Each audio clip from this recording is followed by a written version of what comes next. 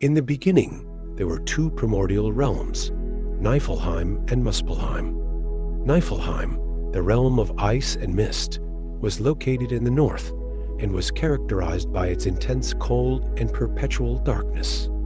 It was home to thick glaciers and icy fogs that shrouded the land in a haunting stillness.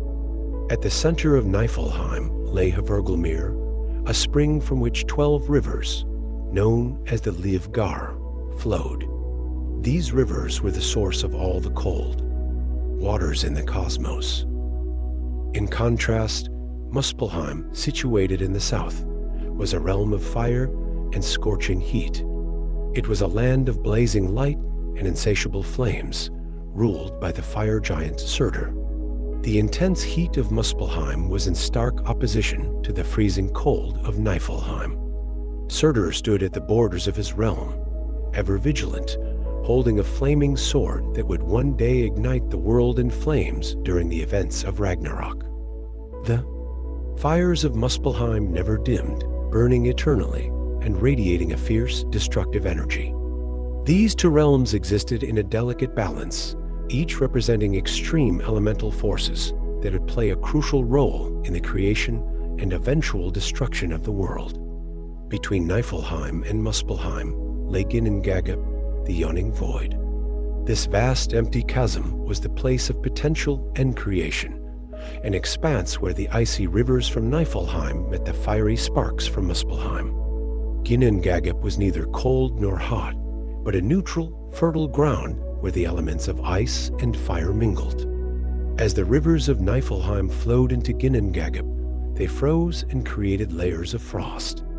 Meanwhile, the heat from Muspelheim caused these icy layers to melt, producing a primordial soup of water and steam. This dynamic interplay of freezing and thawing created a frothing cauldron of potential, the perfect conditions for life to begin. Over time, this interaction of ice and fire gave rise to the first living beings. The melting ice produced a giant, Ymir, who was the progenitor of the frost giants. Ymir was a massive being, and from his body, the race of giants emerged. As Ymir slept, he sweat, and from his sweat, other giants were born, populating the chaotic expanse of Ginnungagap with life. From the frothing mix of ice and fire in Ginnungagap, Ymir, the primordial giant, was born. Ymir was the ancestor of all giants and represented the raw and tamed power of creation. As he slept, more beings emerged from his body. From the sweat of his armpits came a male and a female giant, and from his legs, another giant was born. These beings, along with Ymir, roamed the chaotic void, embodying the primal forces of nature.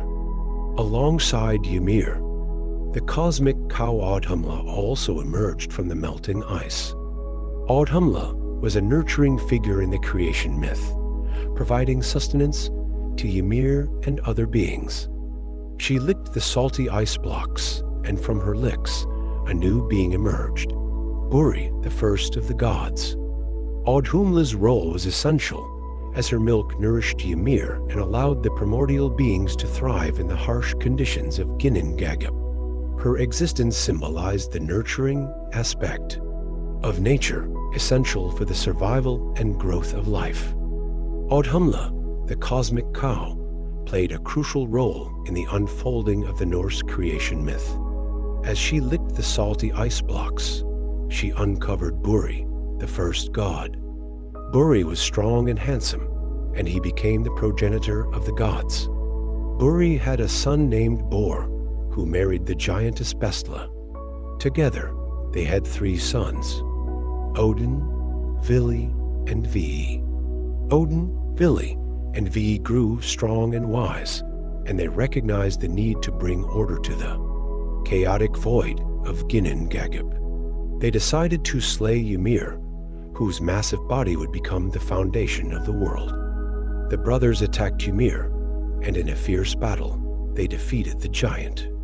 Ymir's blood flowed in torrents, drowning many of the giants in the process. From Ymir's body, the 3 brothers began to craft the world. Ymir's flesh became the earth, His blood formed the seas, and his bones turned into mountains. His hair became trees, and his skull was placed above to create the sky. From his brains, they shaped the clouds, and his eyebrows formed a protective wall around Midgard, the realm of humans. The sparks from Muspelheim were set in the sky to become the stars. Thus, from the destruction of Ymir, a new ordered world was born, crafted by the divine hands of Odin and his brothers. With the creation of the world from Ymir's body, Odin, Vili, and Ve turned their attention to filling it with life. They fashioned the first humans, Ask and Embla, from two tree trunks they found on the shore. Odin breathed life into them. Vili gave them intelligence and the ability to move, and Ve bestowed upon them their senses and speech. Ask and Embla became the ancestors of all humans, living in Midgard, the realm enclosed by Ymir's eyebrows. Midgard was connected to Asgard, the realm of the gods, by Bifrost, the Rainbow Bridge. Asgard was a magnificent realm, home to the Aesir gods, ruled by Odin. It was a place of splendor and power, filled with golden halls and lush gardens. From his throne, Hlidsulf, Odin could see all the worlds, keeping watch over both gods and mortals. The creation of the world and the establishment of the realms marked the beginning of the Norse cosmos, a complex and interconnected universe where gods and humans coexisted. The actions of Odin, Vili, and Ve set the stage for the rich tapestry of myths and legends that would unfold, detailing the exploits of gods, giants, and heroes. The death of Ymir and the creation of the world from his body established the foundations of the Norse cosmos, but it also led to the emergence of a rich pantheon of gods who would shape the fate of the universe. Among these gods, Odin stood as the All-Father, the wisest and most powerful of the Aesir. He sought knowledge and wisdom above all else, willing to make great sacrifices to gain insight into the mysteries of the cosmos. Odin's quest for knowledge led him to Mimir's well, located at the roots of Yggdrasil, the world tree. Mimir, the guardian of the well, possessed great wisdom, but he demanded a high price for a drink from the well's waters. Odin willingly sacrificed one of his eyes, placing it in the well to gain the wisdom needed to rule and protect the worlds. This act of sacrifice exemplified Odin's relentless pursuit of knowledge and his dedication to his role as the All-Father. Through his wisdom, Odin foresaw the coming of Ragnarok, the end of the world, and the rebirth that would follow. He prepared for this inevitable fate by gathering heroes to Valhalla, his great hall, where they would train and feast until the final battle. Odin's leadership and foresight ensured that the forces of order would stand ready to face the chaos of Ragnarok, embodying the eternal struggle between creation and destruction. The creation of the first humans, Ask and Embla, marked the beginning of humanity in the Norse mythological cosmos. Found as lifeless tree trunks on the shore by Odin, Vili, and Ve, they were imbued with life and consciousness. Odin gave them breath and life. Vili provided them with intelligence and the ability to move, and Ve bestowed upon them their senses and speech. Ask and Embla awakened in a world newly formed, with Midgard as their home. Midgard was a realm of beauty and danger, bounded by the sea and surrounded by a protective wall made from Ymir's eyebrows. The land was fertile, and the first humans began to explore and populate their new world, cultivating the land and building their societies. As they thrived, the gods kept watch over them from Asgard, guiding and influencing their development. The connection between gods and humans was a central theme in Norse mythology, with the gods often intervening in human affairs, providing wisdom, protection, and sometimes challenges. This close relationship between the divine and the mortal realms set the stage for the rich and complex interplay of stories that would define Norse mythological tradition. Odin, the chief of the Aesir gods, was not just a warrior, but also a seeker of profound wisdom. His relentless quest for knowledge led him to sacrifice greatly, including offering his eye to drink from Mimir's well. This well, located at the roots of Yggdrasil, the world tree, was a source of immense knowledge and wisdom. By drinking from it, Odin gained profound insights into the workings of the universe and the fate of the gods. Odin's wisdom was not just acquired through sacrifice. He also sought out the runes, magical symbols that held great power. To uncover their secrets, Odin hung himself from a branch of Yggdrasil for 9 nights, pierced by his own spear, without food or drink. This self-sacrifice allowed him to peer into the depths of the cosmos and understand the runes, granting him powerful knowledge that he shared with the other gods and humans. Odin's quest for wisdom demonstrated his commitment to understanding the deeper truths of existence and his willingness to endure great hardship for the benefit of all. Odin's accumulation of knowledge and his strategic foresight made him a revered figure among the gods and humans alike. He was known for his ability to foresee events, including the coming of Ragnarok, and he used his wisdom to prepare for the inevitable end and rebirth of the world.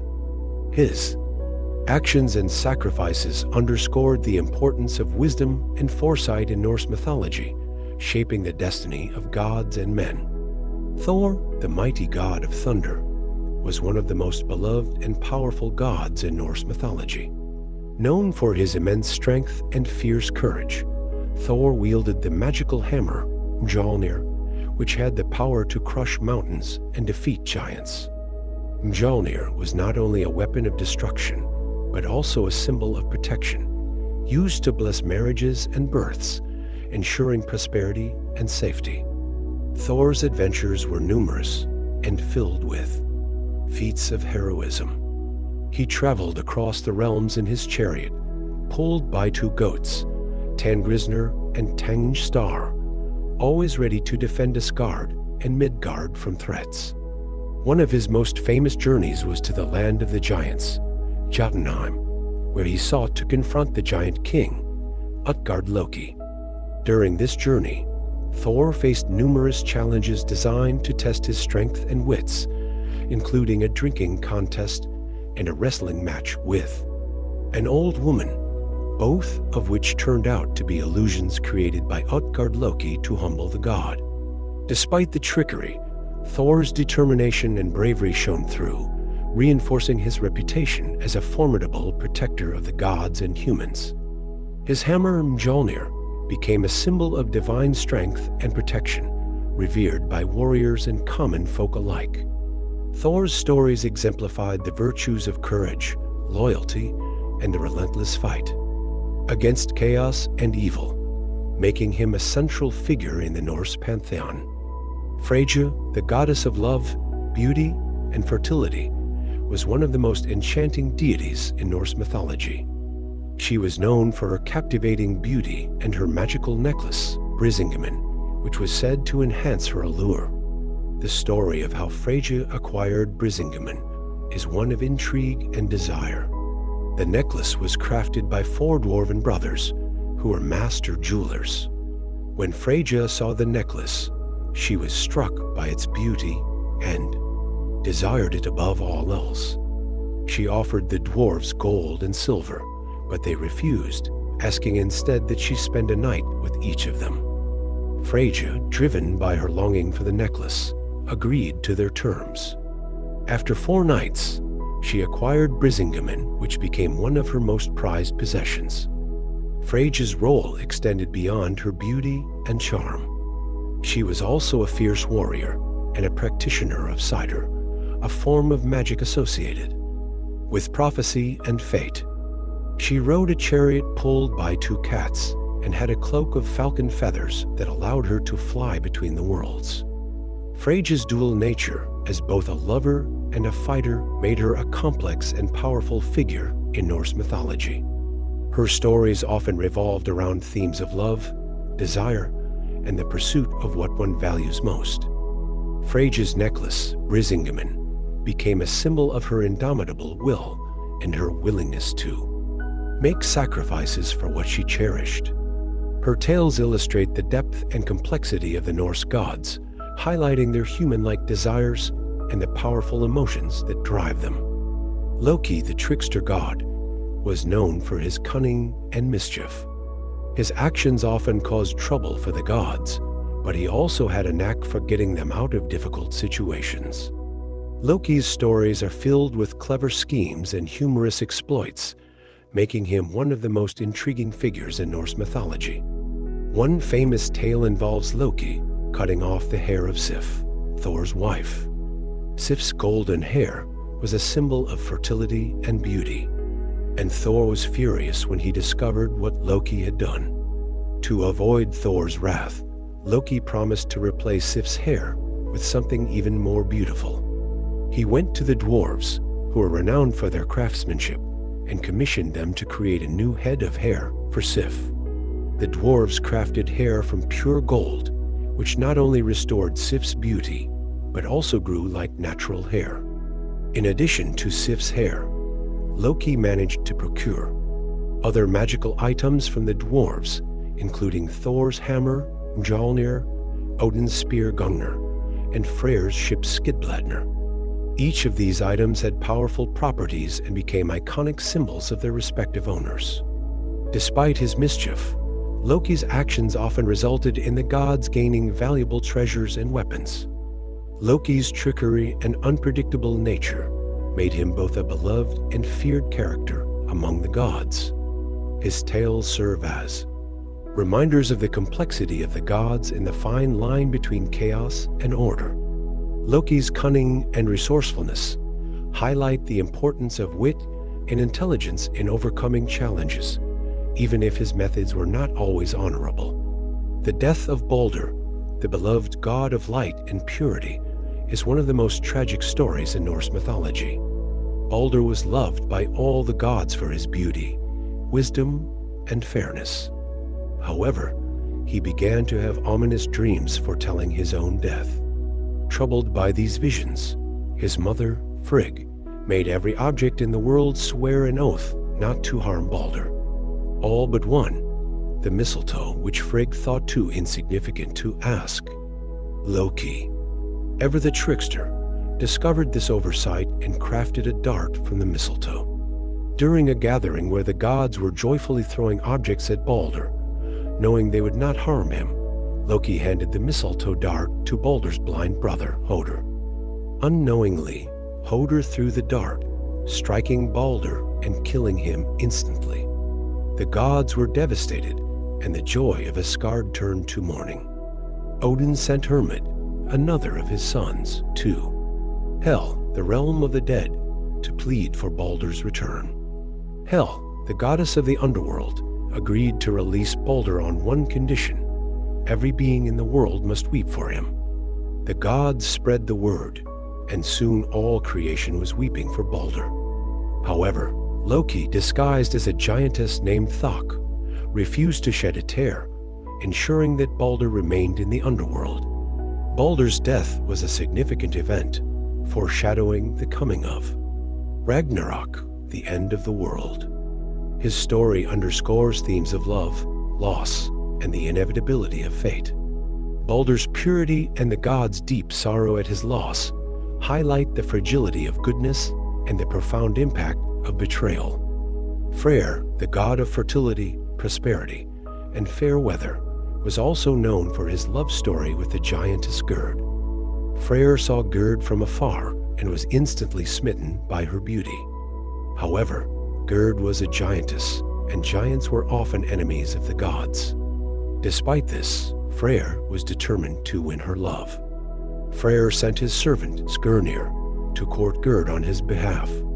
Skirnir offered Gerd many gifts, including golden apples and Draupnir, Odin's magical ring, but she refused them all. Undeterred, Skirnir resorted to threats and incantations, invoking dark magic to persuade Gerd. Eventually, she agreed to marry Freyr, but her consent came at a price. Freyr had given away his magical sword, which fought on its own, to Skirnir as part of the bargain. Without his sword, Freyr was defenseless, a significant disadvantage when Ragnarok arrived. Nonetheless, Freyr's love for Gerd prevailed, and they were united in marriage. Their union symbolized the harmony between opposing forces and the power of love to bridge even the greatest divides. Freyr's sacrifice of his sword for love highlights themes of sacrifice and the complex interplay between personal desires and greater consequences. His story with Gerd is a testament to the lengths one will go for love and the challenges faced in pursuing what one cherishes most. Heimdall, the vigilant guardian of Bifrost, the Rainbow Bridge, was tasked with watching over the entrance to Asgard. Heimdall possessed extraordinary senses, able to see for hundreds of miles and hear the grass growing. He was ever watchful, ensuring that no enemy could enter Asgard undetected. Heimdall's vigilance was crucial in the defense of Asgard against the giants. His horn, Gjallarhorn, could be heard throughout all the realms, and he would blow it to alert the gods of any impending danger. Heimdall's keen senses and unwavering dedication made him an exemplary guardian, symbolizing the importance of vigilance and duty. One of Heimdall's most notable roles was his anticipated clash with Loki during Ragnarok. It was foretold that Heimdall and Loki would face each other in a final battle, leading to mutual destruction. This prophecy underscored the deep-seated enmity between the two figures, representing the eternal struggle between order and chaos. Heimdall's role as the guardian of Bifrost exemplified his commitment to protecting Asgard and maintaining the balance between the realms. His story highlights the virtues of vigilance, loyalty, and the readiness to confront inevitable destiny, embodying the constant watchfulness required to safeguard peace and order. Thor, known for his immense strength and valor, undertook numerous journeys to prove his might and protect Asgard from various threats. One of his most famous adventures was his journey to the land of the giants, Jotunheim, accompanied by Loki and the giant Thialfi. During their travels, they encountered several challenges designed to test Thor's strength and cunning. One such challenge was a drinking contest with the Giant King. Another challenge involved lifting a giant cat, which Thor could barely manage to lift off the ground. In reality, the cat was the Midgard serpent, Jormungandr, which encircles the world. Thor's final challenge was a Utgard Loki. Thor was given a horn to drink from, but no matter how much he drank, the level never seemed to decrease. Unbeknownst to Thor, the other end of the horn was connected to the sea, making it an impossible task. Wrestling match with an old woman named Ellie, who he could not defeat. Ellie was, in fact, old age, an unbeatable opponent. Despite these illusions and tricks, Thor's determination and bravery were evident. Although he did not win the contests, his efforts impressed Utgard Loki, who revealed the true nature of the challenges before sending Thor and his companions back to Asgard. Thor's journey to Jotunheim showcased his relentless spirit and the respect he earned from both gods and giants. His adventures emphasized the themes of strength, perseverance, and the value of facing challenges head-on, no matter how insurmountable they may seem. Odin, the All-Father, was always in pursuit of greater knowledge and understanding. One of his most significant discoveries was the runes, ancient symbols that held immense power and wisdom. The story of how Odin acquired the knowledge of the runes is a tale of sacrifice and perseverance. To gain the secrets of the runes, Odin hung himself from a branch of Yggdrasil, the world tree, for 9 days and nights. He was pierced by his own spear, Gungnir, and denied any food or drink during this time. This act of self-sacrifice was a test of his endurance and commitment to acquiring knowledge. On the 9th night, the runes revealed themselves to Odin, granting him profound wisdom and magical abilities. The runes were more than just symbols. They were keys to understanding the cosmos and wielding powerful magic. Odin used this knowledge to guide the gods and humans, teaching them the use of runes for divination, healing, and protection. The runes became an integral part of Norse culture, deeply embedded in their language, art, and rituals. Odin's discovery of the runes highlights the value of sacrifice and the relentless pursuit of knowledge. His willingness to endure great pain and hardship for the sake of wisdom underscores the belief that true understanding comes at a cost. Odin's story serves as a reminder of the importance of seeking knowledge and the transformative power it holds. Loki, the shape-shifting trickster god, had several children, each with a significant role in Norse mythology. His offspring were not ordinary beings, but formidable creatures that would play crucial parts in the events leading up to and during Ragnarok. Fenrir, the monstrous wolf, was one of Loki's most fearsome children. The gods, aware of the threat he posed, decided to bind him with a magical chain called Gleipnir. Fenrir was initially skeptical and demanded one of the gods place their hand in his mouth as a sign of trust. Tyr, the brave god of war, volunteered, and when Fenrir realized he was tricked and could not break free, he bit off Tyr's hand. Fenrir's binding foreshadowed his eventual role in Ragnarok, where he would break free and wreak havoc upon the gods. Another of Loki's children was Jormungandr, the Midgard serpent, destined to encircle the world. Jormungandr's immense size and strength made him a constant threat to Thor, the god of thunder. Their encounters were legendary, with the final battle between Thor and Jormungandr prophesied to occur during Ragnarok, resulting in mutual destruction. Hel, Loki's daughter, was given dominion over the underworld, where she ruled over the dead. Hel's realm was a place where souls that did not die in battle resided. Her cold and forbidding nature made her a daunting figure in Norse mythology, embodying the inescapable fate of death. The stories of Loki's children illustrate the complexity of his legacy and the pivotal roles his offspring played in the cosmic order. Each of these beings contributed to the overarching narrative of Norse mythology, emphasizing themes of fate, prophecy, and the interconnectedness of all beings. Ullr, the god of winter, hunting, and archery, was a lesser-known but important deity in Norse mythology. Known for his skill with a bow and his ability to traverse the snowy landscapes on skis, Ullr was a formidable figure associated with survival and prowess in the harsh winter environment. Ullr's bow, a symbol of his exceptional marksmanship, was renowned throughout the realms.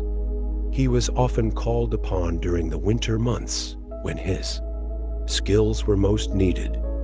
Ullr was also a god of oaths and was invoked in matters of honor and justice, with his presence believed to ensure fairness and truth. One notable tale involves Ullr's prowess in a contest of skill. During a great feast, the gods decided to hold a competition to determine the best archer. Ullr, confident in his abilities, participated and demonstrated remarkable accuracy and speed. He easily outmatched his competitors, securing his reputation as the greatest archer among the gods. Ullr's association with skiing and hunting made him a protector of those who relied on these skills for survival. His blessings were sought by hunters and warriors, and his name was invoked in times of need. Ullr's story highlights the importance of skill, precision, and the ability to thrive in challenging conditions. His role in the pantheon, though not as prominent as some, was crucial in the context of survival and justice. Thor's battles with Jormungandr, the Midgard serpent, are among the most epic confrontations in Norse mythology. Jormungandr, the enormous serpent that encircled Midgard, was a constant threat to the gods and humans alike. Thor, the protector of Asgard and Midgard, often sought to defeat this monstrous creature. One of their most famous encounters occurred during Thor's journey to the land of the giants. Disguised as a young boy, Thor went fishing with the giant Hymer. Using an ox's head as bait, Thor cast his line into the sea and hooked Jormungandr. The serpent thrashed violently, causing the sea to boil, but Thor held fast, determined to pull the beast from the depths. Just as he was about to strike the killing blow with his hammer, Mjolnir Hymer, terrified by the sight, cut the line, allowing Jormungandr to escape back into the ocean. This encounter foreshadowed the final battle between Thor and Jormungandr at Ragnarok. It was prophesied that during Ragnarok, Thor would face the Midgard serpent in a deadly duel. They would fight fiercely, and although Thor would succeed in slaying Jormungandr, he would succumb to the serpent's venom and die shortly after. Thor's ongoing struggle with Jormungandr symbolizes the eternal battle between order and chaos. The Midgard serpent, representing the forces of destruction, and disorder, was a constant adversary to Thor's protective and stabilizing role. Their battles highlight the themes of bravery, perseverance, and the ultimate sacrifice in the fight to maintain balance and protect the cosmos. Idun, the goddess of youth and rejuvenation, was the keeper of the golden apples that granted the gods their immortality. Her apples were essential for maintaining the gods' youth and vitality, and without them, the gods would age and weaken. Idun's role as the guardian of these precious fruits made her a crucial figure in Norse mythology. One day, Loki, coerced by the giant Thjazi, lured Idun out of Asgard by promising her even more beautiful apples in a nearby forest. As soon as she left the safety of Asgard, Thjazi, in the form of an eagle, swooped down and abducted her, taking her to his fortress in Jotunheim. With Idun gone, the gods began to age and weaken, realizing the gravity of their loss. The gods confronted Loki, demanding that he rescue Idun and restore their youth. Loki, fearing the wrath of the gods, agreed to the task. He borrowed Freya's falcon cloak, which allowed him to fly, and set off for Jotunheim. Upon reaching Thjazi's fortress, Loki transformed Idun into a nut and carried her back to Asgard. Thjazi, enraged by Idun's escape, pursued Loki in eagle form. The gods, seeing Loki and Thjazi approach, built a large bonfire at the gates of Asgard. As Loki crossed the threshold, the gods ignited the fire, causing Thjazi's wings to catch ablaze and fall to the ground, where he was swiftly killed by the gods. Idun's return and the restoration of the golden apples rejuvenated the gods, ensuring their continued strength and immortality. The story of Idun and her golden apples underscores the themes of rejuvenation, the importance of life-giving sustenance, and the lengths to which the gods would go to protect their vitality and existence. Odin, known for his wisdom and foresight, was deeply involved in the fate of the Volsung clan, a legendary lineage of heroes. Odin's influence is evident in the saga of the Volsungs, particularly through his interactions with their patriarch, Volsung, and his descendants. Volsung's son, Sigmund, was a key figure in this saga. Odin, disguised as an old man, appeared during the marriage feast of Sigmund's sister, Signy. He thrust a sword into the trunk of the Branstock, a mighty tree that stood in the center of Volsung's hall. Odin declared that only the one worthy of the sword could draw it from the tree. Many tried, but only Sigmund succeeded, pulling the sword free with ease. This sword, named Gram, became a symbol of Sigmund's strength and destiny. Sigmund's son, Sigurd, continued the legacy of the Volsungs. With Odin's guidance and the reforged sword Gram, Sigurd undertook a heroic quest to slay the dragon Fafnir. Odin's presence and influence were crucial in shaping the path of the Volsung heroes, guiding them through trials and battles that would cement their place in legend. The Volsung saga is filled with themes of heroism, destiny, and the interplay between divine influence and human courage. Odin's involvement highlights the connection between the gods and mortal heroes, demonstrating how divine intervention can shape the course of human history and elevate individuals to legendary status. Sigurd, the greatest of the Volsung heroes, is renowned for his slaying of the dragon Fafnir. Fafnir, originally a dwarf prince, was transformed into a fearsome dragon after hoarding a cursed treasure. The treasure, cursed by Andvari, a dwarf whom Loki had tricked, brought misfortune to all who possessed it. Guided by Odin and armed with the reforged sword Gram, Sigurd sought out Fafnir's lair. With the help of Regin, Fafnir's brother, who sought revenge, Sigurd dug a pit in the dragon's path. As Fafnir slithered over the pit to drink from a nearby river, Sigurd plunged Gram into the dragon's heart, killing him. After slaying Fafnir, Sigurd tasted the dragon's blood, which granted him the ability to understand the language of birds. He heard birds warning him of Regin's treachery, as Regin planned to kill Sigurd and take the treasure for himself. Forewarned, Sigurd killed Regin and claimed the treasure for himself. The story of Sigurd and Fafnir is one of bravery, wisdom, and the tragic consequences of greed. Sigurd's heroism and the lessons he learned from his encounter with the dragon highlight the complexities of heroism and the intertwining of fate and free will in Norse mythology. Brynhild, a Valkyrie and a shield maiden, is central to one of the most poignant love stories in Norse mythology. Brynhild was a fierce and independent warrior, favored by Odin. However, after disobeying Odin's command, she was punished and placed in a deep sleep, surrounded by a ring of fire, until a hero would awaken her. That hero was Sigurd. After slaying Fafnir and acquiring the dragon's treasure, Sigurd came upon Brynhild's resting place. He bravely crossed the ring of fire and awakened her with a kiss. The two fell deeply in love, and Sigurd promised to marry her. However, fate and deceit conspired against them. Sigurd was given a potion that made him forget Brynhild and fall in love with Gudrun.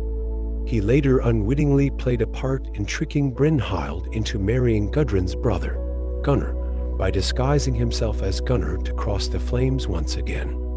When Brynhild discovered the betrayal, her sorrow and rage led to tragic consequences. Feeling deeply wronged, she orchestrated Sigurd's murder. Overwhelmed by grief and regret after Sigurd's death, Brynhild took her own life, requesting to be burned on the same pyre as Sigurd. The story of Brynhild and Sigurd is a tale of love, betrayal, and tragic fate. It highlights the powerful emotions and complex relationships that drive the narratives in Norse mythology, illustrating the inevitable interplay of destiny and human actions. Freyja, the goddess of love and beauty, also had a deep connection with humanity. One of her most touching stories involves her aid to Otter, a mortal who sought to discover his ancestry. Otter was a devout worshiper of Freyja, and he built a shrine in her honor, often making sacrifices to gain her favor. In response to his devotion, Freyja agreed to help him. She transformed Otter into her boar, Hildisvini, and together they traveled to the realm of the dead to consult the seeress Hyndla. Freyja persuaded Hyndla to reveal Otter's lineage, tracing his ancestry back to the gods and legendary heroes. Throughout the journey, Freyja protected Otter and used her powers to ensure Hyndla's cooperation. This tale showcases Freyja's compassionate and nurturing side, demonstrating her willingness to aid her followers and reward their devotion. Freyja's story with Otter highlights the close relationship between gods and humans in Norse mythology. It emphasizes the themes of loyalty, divine intervention, and the importance of understanding one's heritage. Freyja's actions underscore her role as a protector and benefactor of mankind, capable of bridging the gap between the mortal and divine realms. Loki's tricks often brought chaos, but they also led to some of the most interesting tales in Norse mythology. One such story involves Loki and a giant bull. The gods needed a strong wall to protect Asgard from their enemies, and a giant offered to build it in exchange for the sun, the moon, and Freya's hand in marriage. The gods reluctantly agreed, but set a seemingly impossible deadline for the giant to complete the wall. To their surprise, the giant made rapid progress with the help of his powerful stallion, Svadilfari. Fearing they would have to pay the price, the gods turned to Loki for help. Loki transformed himself into a beautiful mare to distract Svadilfari. The stallion, entranced by Loki's disguise, chased the mare into the forest, disrupting the giant's work. As a result, the giant could not complete the wall on time, and the gods refused to pay him. Enraged, the giant revealed his true form as a frost giant, and Thor swiftly killed him with his hammer, Mjolnir. Loki's trickery did not end there. As a result of his transformation, he later gave birth to an 8-legged horse named Sleipnir, who became Odin's trusted steed.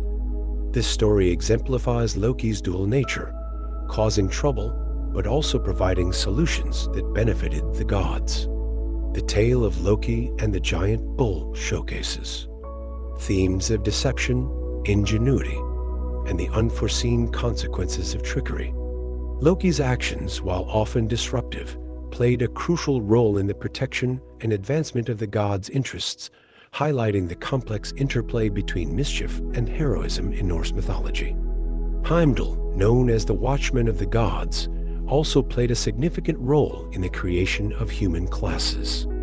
According to the myth, Heimdall, disguised as a mortal named Rig, traveled through Midgard and visited 3 different households, each representing different social classes.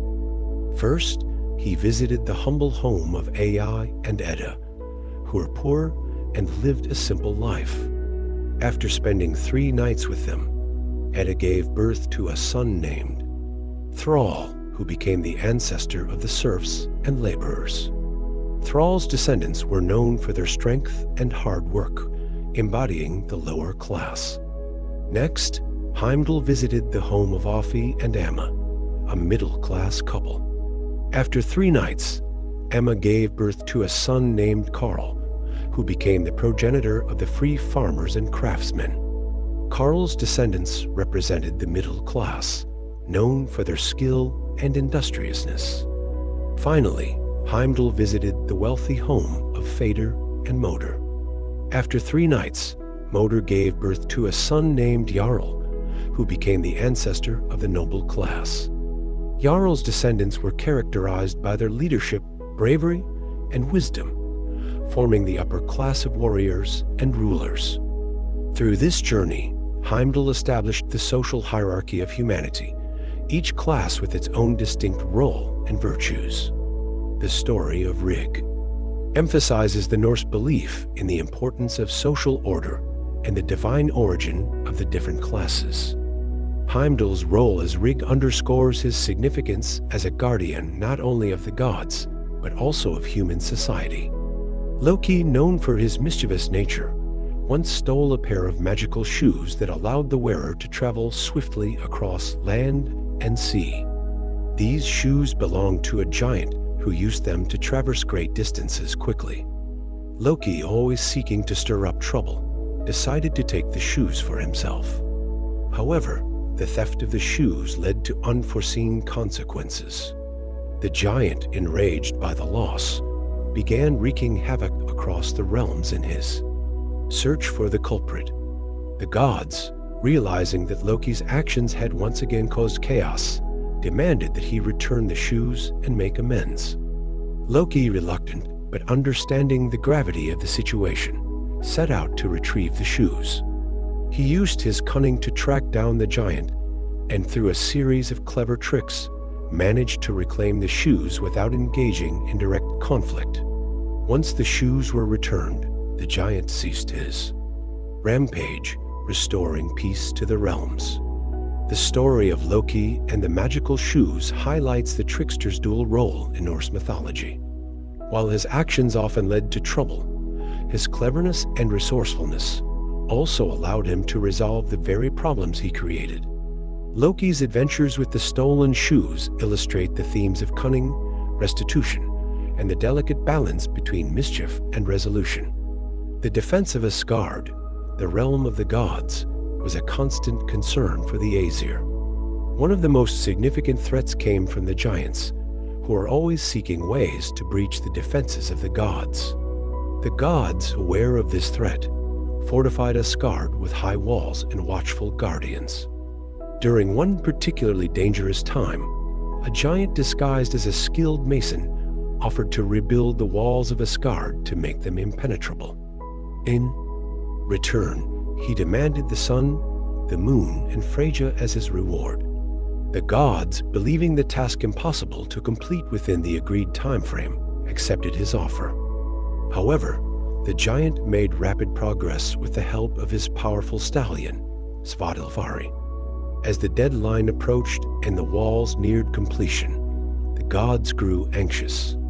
They turned to Loki for a solution, who then distracted Svadilfari by transforming into a mare, leading the stallion away from the worksite. This delay ensured that the giant could not finish the walls on time. When the giant revealed his true form in anger, Thor swiftly intervened and killed him with his mighty hammer, Mjolnir. The walls of Asgard remained strong, and the gods retained their prized possessions. The defense of Asgard against the giants underscores the ongoing battle between order and chaos in Norse mythology.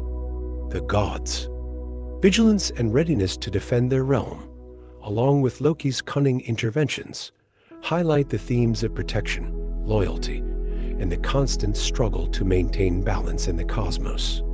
The war between the Aesir and Vanir gods, known as the Aesir-Vanir War, was a significant conflict in Norse mythology. The Vanir, associated with fertility and prosperity, were initially at odds with the Aesir, who were linked to war and power. The war began due to a series of misunderstandings and acts of aggression between the two groups. The conflict raged for a long time, with both sides suffering heavy losses. Realizing the futility of their struggle, the gods decided to call a truce and exchange hostages to ensure peace. The Vanir sent Njord and his children, Freyr and Freyja, to live with the Aesir, while the Aesir sent Honor and Mimir to the Vanir. This exchange helped to solidify the peace between the two groups. Njord, Freyr, and Freyja were warmly welcomed in Asgard and became prominent members of the Aesir pantheon.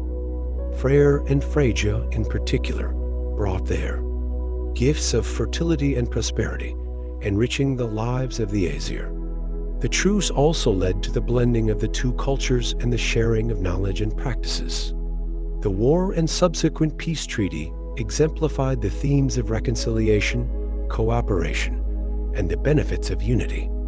The Aesir-Vanir War highlighted the importance of finding common ground and working together to achieve harmony and prosperity, even among powerful and seemingly opposed factions. Ragnarok, the prophesied end of the world, was a series of catastrophic events that would lead to the destruction and subsequent rebirth of the cosmos. The beginning of Ragnarok was marked by a series of ominous signs, including the Fimbulwinter, a harsh and unending winter that lasted for 3 years with no summer in between. During this time, conflicts and wars broke out across Midgard, leading to widespread chaos and the breakdown of all social and moral order. Brothers fought against brothers, and all bonds of kinship and loyalty were severed. Natural disasters such as earthquakes and volcanic eruptions further contributed to the world's devastation. As these events unfolded, the gods prepared for the final battle. Heimdall, the watchman of the gods, blew his horn, Challarhorn, to alert the Aesir of the impending doom. The gods gathered their forces, knowing that they would face their ultimate enemies in a battle that would determine the fate of the universe. Mythology illustrates the belief in the eternal nature of the cosmos and the enduring resilience of life. The new world, born from the ashes of the old, represents a fresh beginning, where the mistakes of the past can be rectified and a more harmonious existence can be achieved. The rebirth of the world after Ragnarok highlights the themes of renewal, resilience, and the perpetual cycle of creation and destruction. It serves as a reminder that even in the face of catastrophic endings, there is always the potential for new beginnings and the hope for a better future. Odin's relentless pursuit of wisdom and knowledge is a central theme in Norse mythology. His quest often involved great personal sacrifice and demonstrated the lengths to which he would go to gain insight and understanding. One of the most significant examples of Odin's sacrifice for wisdom is his quest to drink from Mimir's well. Mimir, the guardian of the well, demanded a high price for a drink from its waters, Odin's eye. Without hesitation, Odin gouged out his eye and placed it in the well, gaining the wisdom and foresight needed to lead the gods and prepare for the challenges of the future. Another example is Odin's discovery of the runes. To learn the secrets of these powerful symbols, Odin hung himself from a branch of Yggdrasil, the world tree, for 9 days and nights, pierced by his own spear, Gungnir. During this time, he was denied food and drink, enduring immense pain and suffering. On the 9th night, the runes revealed themselves to him, granting him profound magical knowledge and power. Odin's sacrifices highlight the value of wisdom and the belief that true knowledge often comes at a great cost. His relentless pursuit of understanding and his willingness to endure hardship for the sake of wisdom underscore the importance of foresight and the pursuit of knowledge in Norse mythology. Odin's actions serve as a reminder that the quest for wisdom is a noble and challenging endeavor, essential for leadership and the preservation of order. Thor's bravery and strength are central themes in his numerous adventures. His stories often emphasize the importance of courage, resilience, and the willingness to face overwhelming odds for the greater good. One notable tale of Thor's courage involves his journey to the land of the giants, Jotunheim, to retrieve his stolen hammer, Mjolnir. The giant Thrym had stolen Mjolnir and demanded Freyja as his bride in exchange for its return. To outwit the giant, Thor disguised himself as Freyja and attended the wedding feast in Jotunheim. Despite the ridicule and danger, Thor maintained his disguise until he could reclaim Mjolnir. Once he had the hammer in his hands, he revealed his true identity and defeated Thrym and the giants, restoring order and reclaiming his weapon. Another story showcasing Thor's valor is his battle with the Midgard serpent, Jormungandr, during a fishing trip with the giant Hymir. Thor hooked the enormous serpent using an ox's head as bait. The struggle between Thor and Jormungandr was fierce, and just as Thor was about to strike the killing blow, Hymir, terrified by the sight, cut the line, allowing the serpent to escape. This encounter was a prelude to their final battle at Ragnarok, where Thor ultimately killed Jormungandr, but succumbed to the serpent's venom. Thor's tales highlight the virtues of bravery, strength, and the relentless pursuit of justice.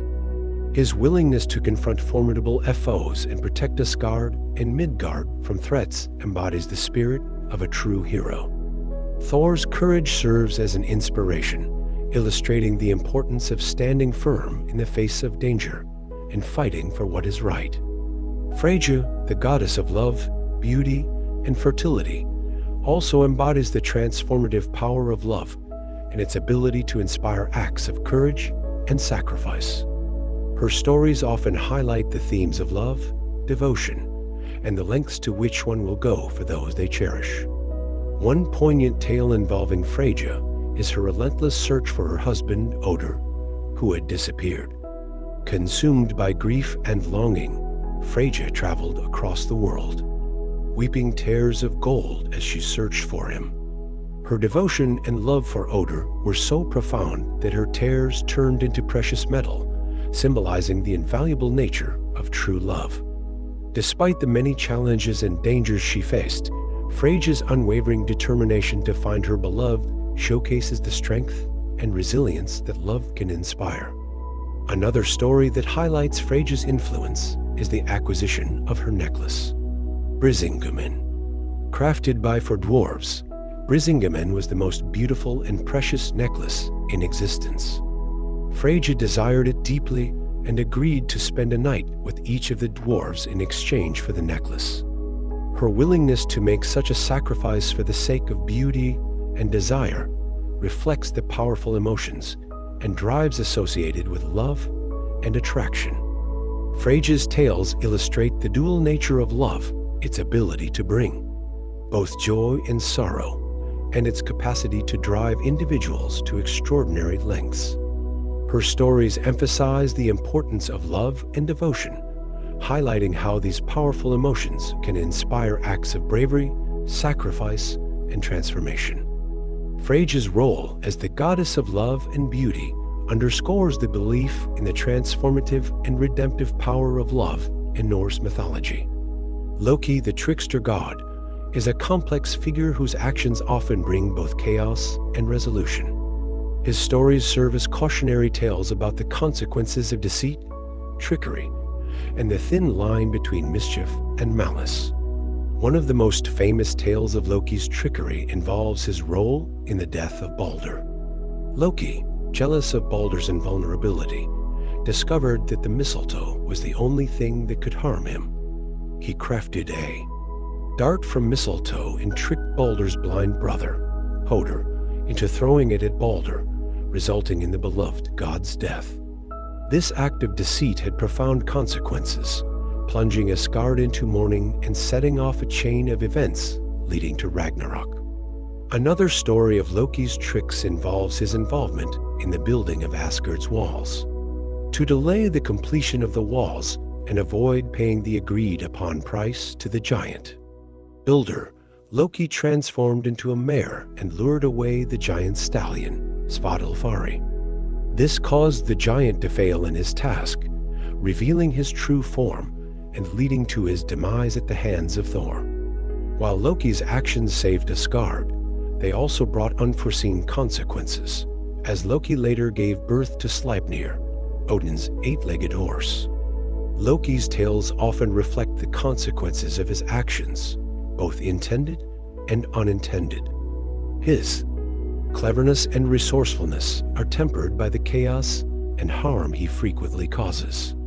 Loki's stories serve as reminders of the potential dangers of deceit and the importance of considering the broader impact of one's actions. They highlight the delicate balance between mischief and malice and the complex nature of the trickster archetype in Norse mythology. Balder, the god of light and purity, is often seen as a symbol of goodness and innocence in Norse mythology.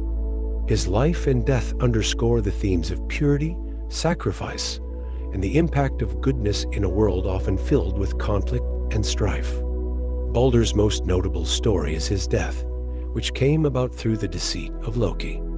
Despite being invulnerable to all threats except mistletoe, Balder's death was a devastating blow to the gods and a harbinger of Ragnarok. The gods mourned his loss deeply, and his death was seen as a tragic reminder of the vulnerability of even the purest beings. Balder's role in Norse mythology extends beyond his death. He was beloved by all for his fairness, wisdom, and beauty. His presence brought joy and light to Asgard, and he was often associated with peace and reconciliation. Balder's purity and goodness made him a central figure in many myths, symbolizing the ideal qualities that the gods and humans aspired to. The impact of Balder's life and death is profound, highlighting the importance of purity and goodness in a world often dominated by darker forces. His story serves as a reminder of the value of innocence and the profound loss felt when such purity is extinguished. Balder's legacy continues to inspire, emphasizing the enduring power of light and goodness, even in the face of inevitable darkness. Freyr, the god of fertility and prosperity, is also remembered for his ultimate sacrifice for love. His marriage to the giantess Gerd is a tale of devotion, sacrifice, and the enduring power of love. Freyr first saw Gerd from afar and was instantly captivated by her beauty. He fell deeply in love with her, but as a giantess, Gerd was from a race often at odds with the gods. Despite the obstacles, Freyr was determined to win her heart. He sent his servant Skirnir to court Gerd on his behalf. Skirnir offered Gerd many gifts, but she refused them all. In desperation, Skirnir threatened her with dark magic, and Gerd finally agreed to marry Freyr. However, Freyr's love for Gerd came at a great cost. In his eagerness to win her love, Freyr gave away his magical sword, which fought on its own. Without this sword, Freyr was defenseless, a significant disadvantage when Ragnarok arrived. Despite this, Freyr's love for Gerd prevailed, and they were united in marriage. Freyr's story highlights the themes of sacrifice and the power of love to overcome even the greatest divides. His willingness to give up his most valuable possession for the sake of love underscores the depth of his devotion. Freyr's tale is a testament to the transformative power of love and the sacrifices one is willing to make for it. It also serves as a reminder of the complex interplay between personal desires and the greater consequences that come with them. Heimdall, the ever-watchful guardian of Bifrost, the Rainbow Bridge, embodies the virtues of vigilance and duty. His role as the sentinel of Asgard highlights the importance of constant vigilance in protecting the realm from external threats. Heimdall's exceptional senses allowed him to see for hundreds of miles and hear the faintest sounds, such as the grass growing or the wool growing on sheep. These abilities made him the perfect guardian, always alert and ready to defend Asgard.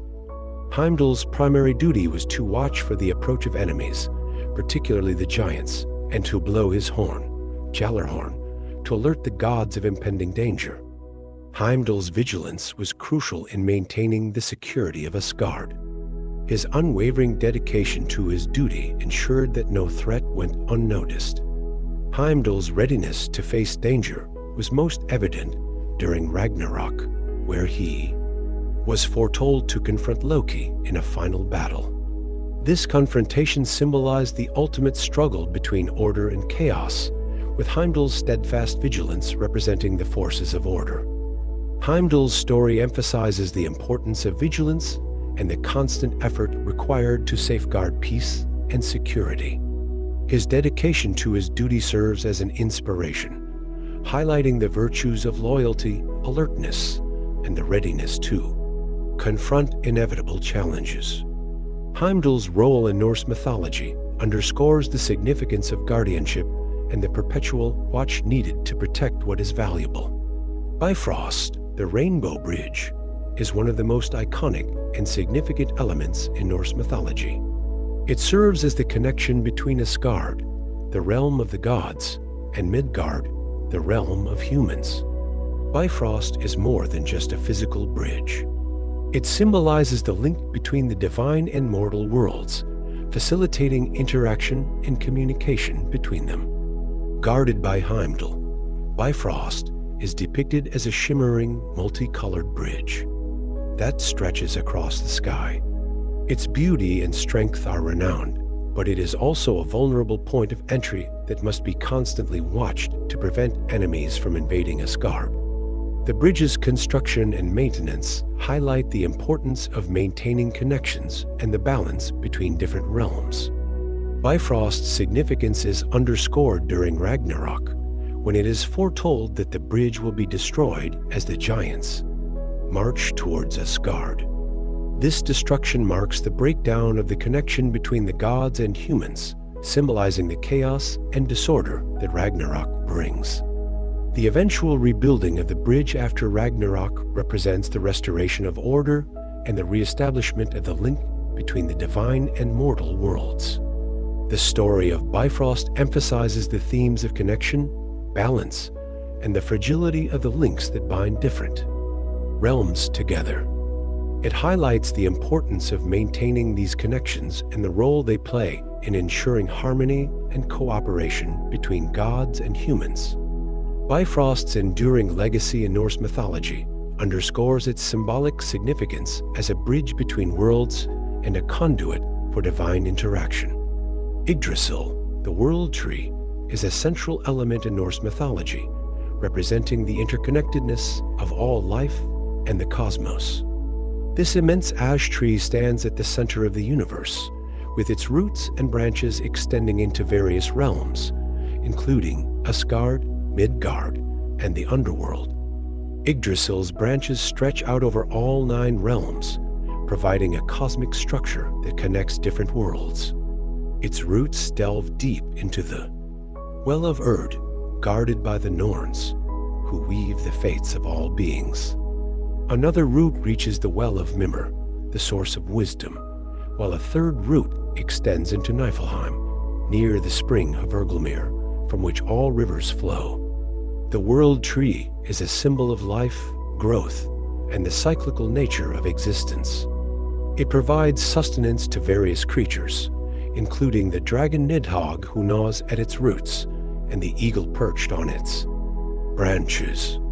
The squirrel Ratatoskr scurries up and down the tree, carrying messages and stirring conflict between the eagle and Nidhogg.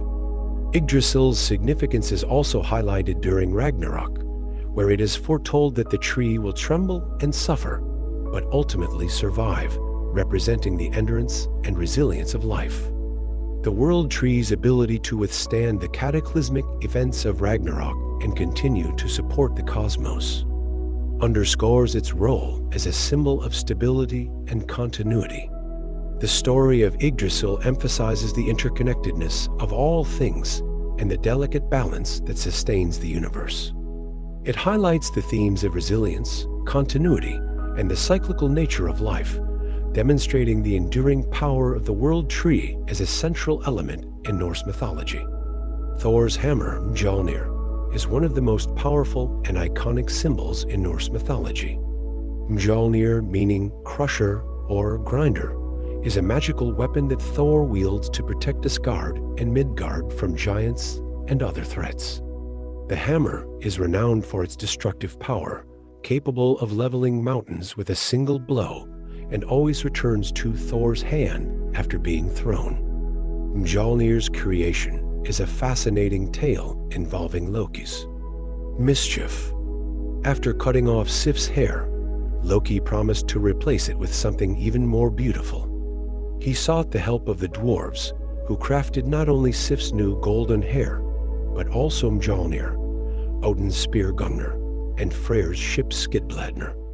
The hammer, though initially flawed with a short handle due to Loki's interference, became Thor's most prized possession. Mjolnir is more than just a weapon. It is also a symbol of protection and blessings. Thor uses the hammer to consecrate marriages, births, and other significant events, ensuring prosperity and safety. The hammer's association with thunder and lightning further underscores Thor's role as the god of storms and the protector of the natural order. The significance of Mjolnir is highlighted in various myths, such as Thor's journey to retrieve his stolen hammer from the giant Thrym. Disguised as Freyja, Thor attended the giant's wedding feast, and upon reclaiming Mjolnir, revealed his true identity and defeated Thrym and his kin. This story exemplifies the themes of strength, protection, and the importance of reclaiming and safeguarding what is valuable. Mjolnir's enduring legacy in Norse mythology underscores its symbolic power as a tool of both destruction and blessing. It represents the dual nature of Thor as both a warrior and a protector, highlighting the importance of strength, courage, and the protection of one's realm and loved ones. Odin's spear Gungnir is a powerful weapon and symbol of authority in Norse mythology. Crafted by the skilled dwarves, Gungnir is a spear that never misses its mark, embodying precision and deadly accuracy. It is often associated with Odin's role as the god of war, wisdom, and leadership. Gungnir's creation, like that of Mjolnir, involved Loki's intervention. To atone for his mischief, Loki commissioned the dwarves to create several magical items for the gods, including Gungnir. The spear's flawless craftsmanship and magical properties made it one of Odin's most cherished possessions. Odin's use of Gungnir is significant in various myths. During battles, he would hurl the spear over the heads of his enemies as a ritual to claim them as sacrifices to himself. This act symbolized Odin's control over life and death, emphasizing his authority and power in warfare. Gungnir also represents Odin's quest for knowledge and wisdom. The spear's precise aim and unerring accuracy reflect Odin's pursuit of truth and his ability to navigate the complexities of fate and destiny. Gungnir's association with sacrifice is further highlighted by Odin's willingness to endure great pain and loss in his relentless search for understanding, as seen in his self-sacrifice on Yggdrasil to gain the knowledge of the runes. The spear, Gungnir, serves as a powerful symbol of Odin's multifaceted nature. It embodies his roles as a warrior, a seeker of wisdom, and a leader. Gungnir's presence in Norse mythology underscores the themes of precision, authority, and the pursuit of knowledge, reflecting the complexities of Odin's character and his influence over the cosmos. Freyr's ship, Skidbladnir, is a marvel of craftsmanship and magic in Norse mythology. Created by the dwarves, Skidbladnir is the best of all ships, able to hold all the gods in their gear yet fold up small enough to fit in a pocket.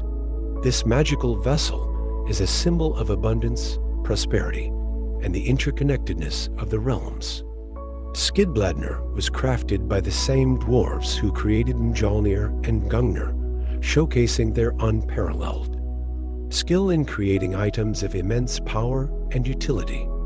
The ship's ability to navigate any sea and always find favorable winds made it an invaluable asset to Freyr, the god of fertility, prosperity, and fair weather.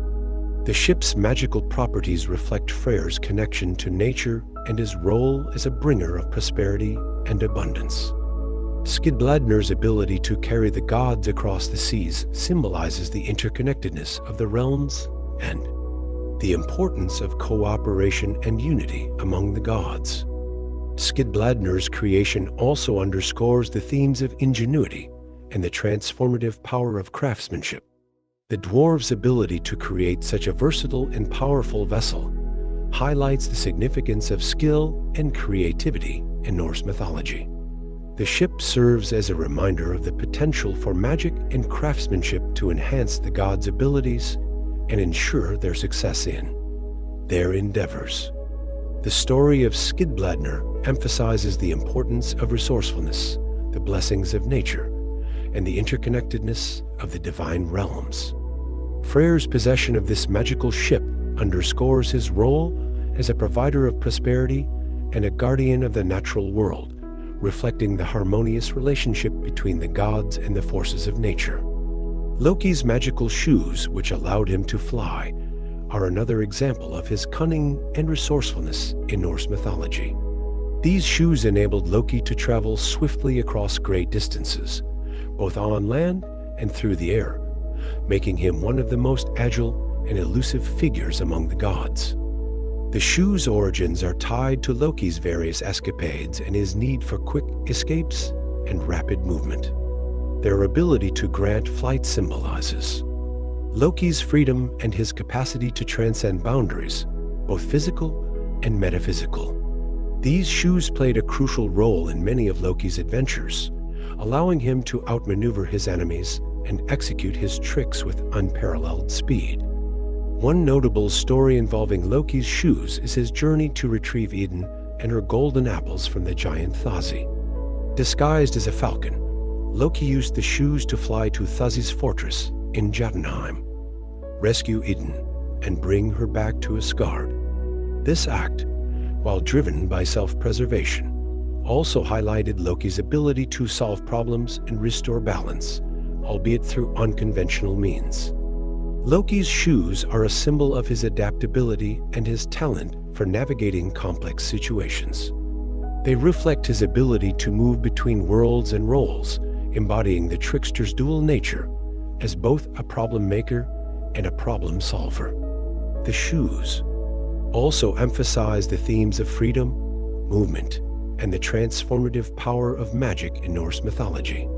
The story of Loki's magical shoes highlights the importance of agility, quick thinking, and the ability to adapt to changing circumstances.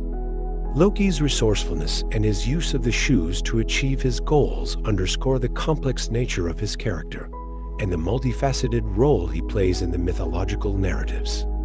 Draupnir, Odin's magical ring, is a symbol of wealth, abundance, and the cyclical nature of life in Norse mythology. Crafted by the dwarves, Draupnir has the unique property of multiplying itself. Every 9th night, 8 new rings of equal weight and value drip from it. This endless generation of wealth reflects the themes of prosperity and the eternal cycle of creation and renewal. Draupnir was created alongside other powerful items like Mjolnir and Gungnir, showcasing the dwarves' unparalleled skill in crafting magical artifacts. The ring's ability to replicate itself made it a potent symbol of Odin's authority and his role as a god of wisdom and foresight. One significant story involving Draupnir is its use in the funeral of Odin's beloved son, Baldur. When Baldur was laid to rest on his funeral pyre, Odin placed Draupnir on the pyre as a tribute. This act symbolized the hope for Baldur's return and the continuation of life even in the face of death. Draupnir's connection to Baldur's funeral underscores its role as a symbol of renewal and the enduring nature of life. Draupnir's ability to generate endless wealth also highlights Odin's association with prosperity and the well-being of his people. The ring's cyclical nature reflects the Norse understanding of time and the belief in the constant interplay of creation and destruction. The story of Draupnir emphasizes the themes of abundance, continuity, and the eternal cycle of life. Odin's possession of this magical ring underscores his role as a guardian of wisdom and prosperity, reflecting the interconnectedness of wealth, power, and the natural order in Norse mythology. Asgard, the realm of the gods, is depicted as a place of splendor and majesty in Norse mythology. It is one of the 9 realms, situated high in the heavens and connected to Midgard, the realm of humans, by the Rainbow Bridge, Bifrost. Asgard is the home of the Aesir gods, including Odin, Thor, Frigg, and many others who play central roles in the mythological narratives. Asgard is characterized by its magnificent palaces and halls, each belonging to different gods. Valhalla, the Hall of the Slain, is one of the most famous structures in Asgard. It is where Odin gathers the souls of warriors who have died bravely in battle, preparing them for the final confrontation during Ragnarok. The warriors, known as the Einherjar, train and feast daily, living in eternal glory until they are called upon for the ultimate battle. The beauty and grandeur of Asgard are contrasted by the constant vigilance required to protect it from external threats, particularly from the giants. The walls of Asgard are fortified, and Heimdall stands guarded by Frost, ever watchful for signs of danger. This constant state of readiness underscores the themes of protection and the eternal struggle between order and chaos. Asgard's significance extends beyond its physical beauty. It is a place of wisdom where Odin seeks knowledge and prophecy, and a center of power where the gods convene to make decisions that impact all the realms. The realm's splendor reflects the divine nature of its inhabitants and their role as protectors and rulers of the cosmos. The depiction of Asgard in Norse mythology emphasizes the themes of divine authority, protection, and the balance between beauty and vigilance. As the home of the gods, Asgard represents the idealized version of order and harmony, standing as a beacon of hope and strength in the mythological landscape. Valhalla, the Hall of the Slain, is one of the most iconic and revered places in Norse mythology. Located in Asgard, Valhalla is a majestic hall where Odin gathers the souls of warriors who have died bravely in battle. These warriors, known as the Einherjar, are chosen by the Valkyries, Odin's warrior maidens, and brought to Valhalla to prepare for Ragnarok, the final battle. Valhalla is described as a grand hall with a roof made of shields, spears for rafters, and armor covering the walls. It is a place of eternal glory and honor, where the Einherjar train and fight during the day and feast at night. The endless feasts are supplied by the magical boar, Sarimnir, which is cooked and served every evening, only to be resurrected each morning. The mead that flows in Valhalla comes from the udder of the goat Hydrun, providing endless sustenance for the warriors. The training and feasting in Valhalla are not just for leisure, but serve a greater purpose. The Einherjar are being prepared for their role in Ragnarok, where they will fight alongside the gods in the ultimate battle against the forces of chaos and destruction. This preparation underscores the themes of readiness, valor, and the eternal struggle between good and evil. Valhalla also represents the Norse cultural ideal of a warrior's life and afterlife. It glorifies the virtues of bravery, honor, and loyalty, providing a place of reward for those who have demonstrated these qualities in their mortal lives. The promise of Valhalla serves as a powerful motivator for warriors, encouraging them to live and die with courage and honor. The significance of Valhalla in Norse mythology highlights the importance of heroism and the belief in an honorable afterlife. It embodies the values of the warrior, culture, and the eternal preparation for the battle between order and chaos, reflecting the core themes of Norse mythological narratives. Elfheim, the realm of the Light Elves, is known for its beauty and tranquility in Norse mythology. It is one of the 9 realms and is often depicted as a place of great light and natural splendor. The Light Elves who inhabit Elfheim are considered to be more ethereal and divine compared to their darker counterparts, the Dark Elves. The ruler of Elfheim is Freyr, the god of fertility, prosperity, and fair weather. Freyr's association with Elfheim underscores the realm's connection to growth, beauty, and abundance. The Light Elves are often seen as benevolent beings who assist gods and humans, contributing to the well-being of the cosmos. Elfheim's landscapes are described as lush and vibrant, filled with verdant forests, sparkling rivers, and radiant meadows. The Light Elves live in harmony with nature, and their realm is a reflection of their gentle and nurturing nature. Between order and chaos, and the constant struggle to maintain harmony in the cosmos. The final battle of Ragnarok was a cataclysmic conflict that pitted the gods against the forces of chaos and destruction. On one side stood the Aesir and their allies, including the heroic dead from Valhalla. On the other were the giants, led by Loki, and the monstrous offspring of Loki, such as Fenrir the wolf and Jormungandr, the Midgard serpent. The battlefield stretched across the plains of Vigrid, where gods and giants clashed in a fierce and deadly struggle. Odin, the All-Father, faced Fenrir in a fateful duel. Despite his immense power and wisdom, Odin was devoured by the wolf. However, Odin's son, Vidar, avenged his father by slaying Fenrir with a mighty thrust of his sword. Thor, the god of thunder, engaged in a titanic battle with Jormungandr. After a fierce struggle, Thor managed to kill the Midgard serpent, but he succumbed to the serpent's venom shortly after, sealing his own fate. Heimdall and Loki confronted each other in a final showdown, resulting in mutual destruction. The fire giant Surtur unleashed his flaming sword, setting the world ablaze. The fires consumed everything in their path, bringing an end to the old world. Despite the overwhelming destruction, a few gods survived, including Vidar, Vali, and Thor's sons, Modi and Magni, who inherited their father's hammer, Mjolnir. The final battle of Ragnarok underscores the themes of sacrifice, heroism, and the inevitability of change. The gods' willingness to face their doom head-on and the emergence of new life from the ashes of the old world highlight the cyclical nature of existence and the hope for renewal even in the face of total destruction. After the devastating events of Ragnarok, the world was reborn from the chaos and destruction.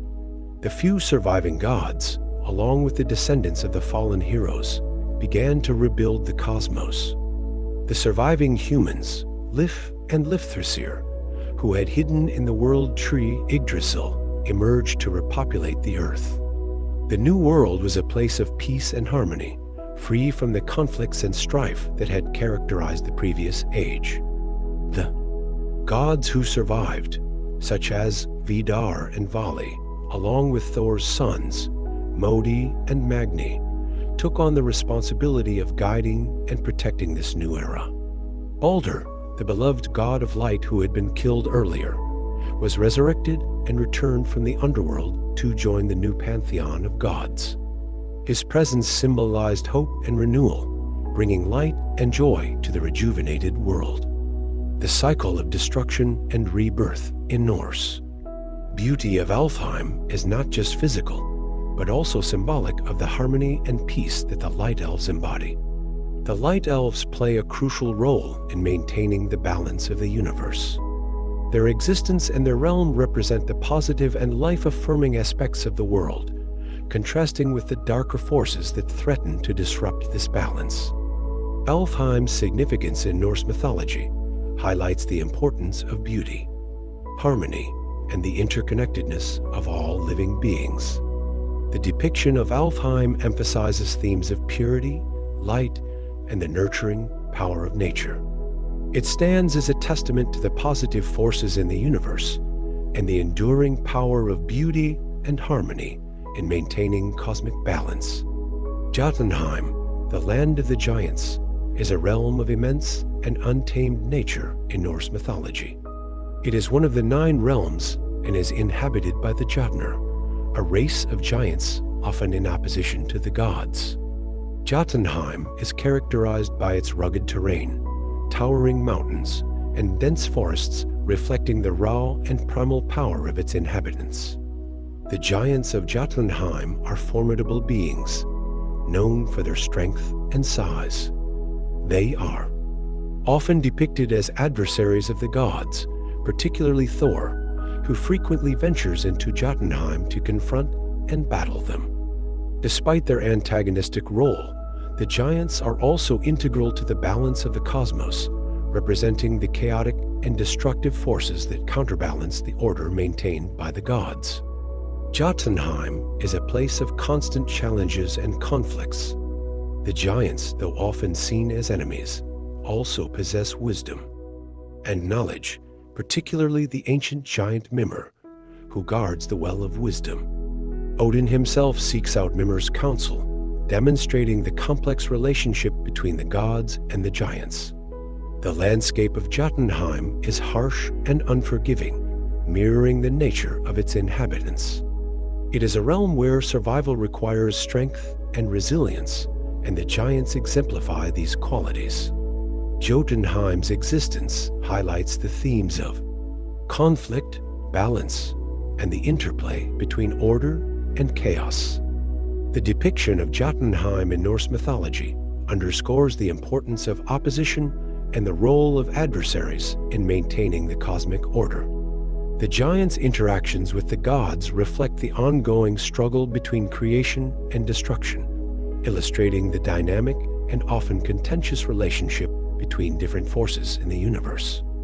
Niflheim, the realm of ice and mist, is one of the most foreboding and mysterious realms in Norse mythology. It is a land of perpetual cold, darkness, and desolation, located in the northern part of the cosmos. Niflheim is often associated with death and the underworld, and it plays a crucial role in the Norse understanding of the afterlife. At the center of Niflheim lies the wellspring Hvergelmir, from which all cold rivers flow. These rivers, known as the Livgar, are the source of frost and ice that spread throughout the realm. The landscape of Niflheim is characterized by its frozen rivers, ice fields, and thick mists, creating an environment that is both haunting and inhospitable. Niflheim is also the abode of Hel, the goddess of the underworld. Hel's realm, often called Helheim, is where she rules over the souls of those who did not die in battle and were not taken to Valhalla or Folkvanger. Helheim is a dark and dreary place, reflecting the cold and lifeless nature of Niflheim. The association of Niflheim with death and the afterlife highlights the themes of finality and the inevitability of death. It serves as a reminder of the transient nature of life and the ultimate fate that awaits all beings. Niflheim's cold and desolate environment symbolizes the end of life's warmth and vibrancy, emphasizing the stark contrast between life and death. The depiction of Niflheim in Norse mythology underscores the importance of acknowledging and understanding the darker aspects of existence. It reflects the belief in the cyclical nature of life and death, and the role of Niflheim as a realm that embodies the finality and stillness that come with the end of life. Midgard, the realm of humans, is one of the central realms in Norse mythology.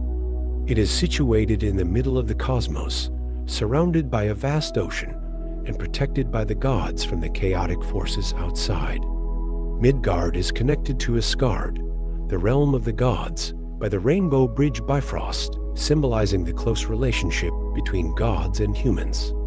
Midgard is described as a beautiful and fertile land, filled with diverse landscapes such as forests, mountains, rivers, and fields. It is a place where humans live, work, and build their societies under the watchful eyes of the gods. The gods often interact with humans, providing guidance, protection, and sometimes challenges, reflecting the interconnectedness of the divine and mortal realms. The creation of Midgard is closely linked to the creation of the first humans, Ask and Embla.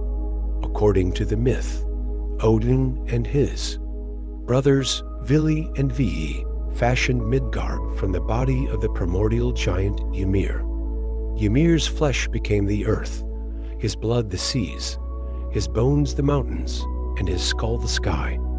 From this act of creation, Midgard emerged as a realm where humans could thrive.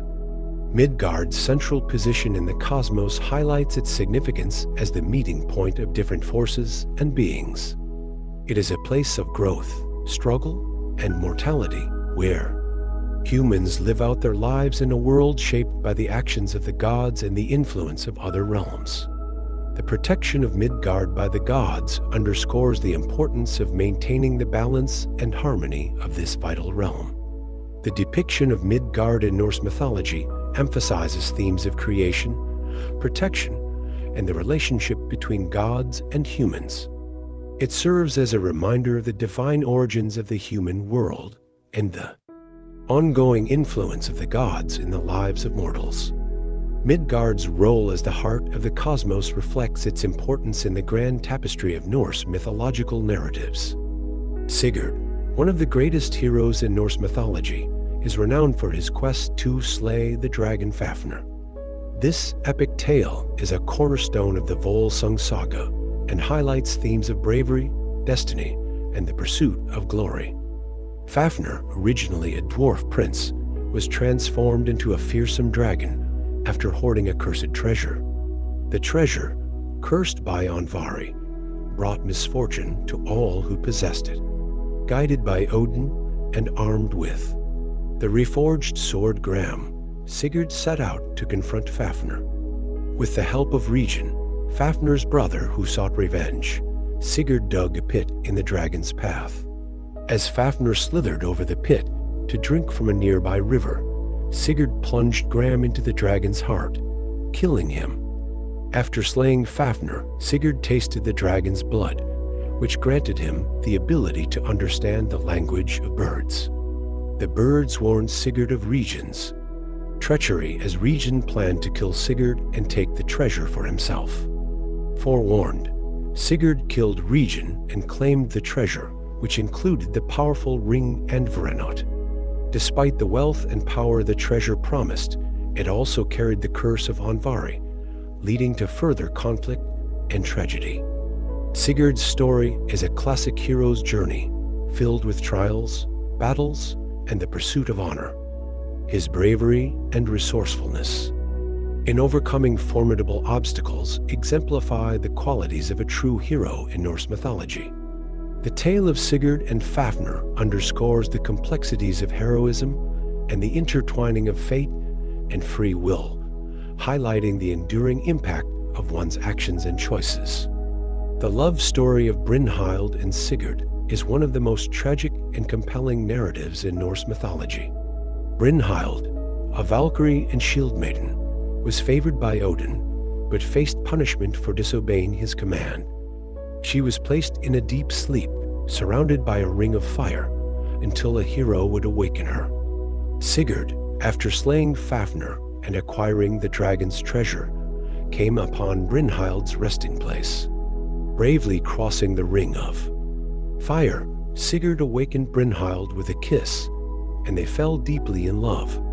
Sigurd promised to marry her, but fate and deceit conspired against them. Sigurd was later given a potion that made him forget Brynhild and fall in love with Gudrun. Under the influence of this potion, Sigurd played a part in tricking Brynhild into marrying Gudrun's brother, Gunnar, by disguising himself as Gunnar to cross the flames once again.